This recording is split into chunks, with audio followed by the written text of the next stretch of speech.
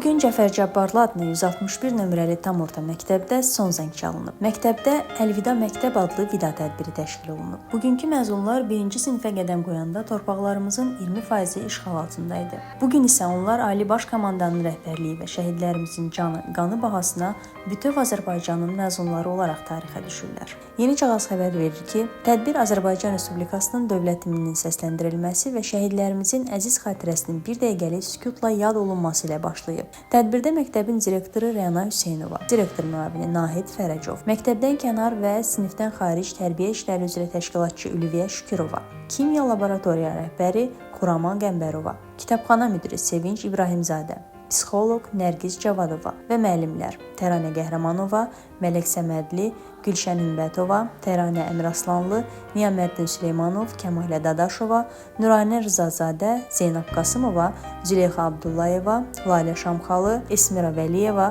Mədinə Hacı, Elman Muradın və digərləri iştirak ediblər. Məktəbin direktoru Rəna Hüseynova çıxışında illərlə birlikdə addımladıqları şagirdləri məzun olaraq görməyin həm qürurverici, həm də kövrək hissləri yaşatdığını bildirib. O vurğulayıb ki, bu şagirdlər təkcə məktəbdən deyil, müəllimlərin qəlbindən də bir parça aparırlar. Siz bizim yalnız şagirdlərimiz deyil, həyatımızın 11 ilini bəzəyən bir parçamız oldunuz. İndi isə həyatın yeni mərhələsinə doğru ilk addımlarınızı atırsınız. Yolunuz açıq, uğurlarınız bol olsun. Şagirdlər ilk olaraq bütün müəllimlərinə 11 il boyunca göstərdikləri zəhmətə görə təşəkkür ediblər. Daha sonra söz 11A sinifinin sinif rəhbəri Təranə Qəhrəmanovaya verilib. Təranə müəllimə çıxışında duyğularını belə ifadə edib. Bu vida mənim üçün çox ağırdı.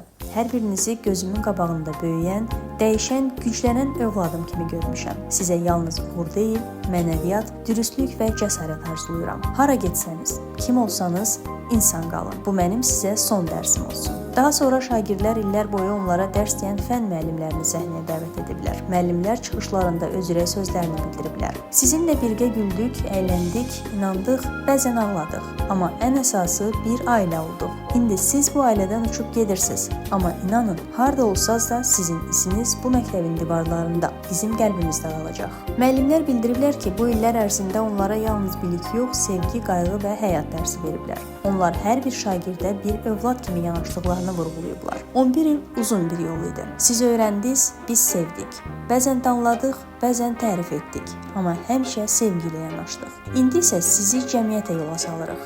Ümidlə, inamla, sevgi ilə.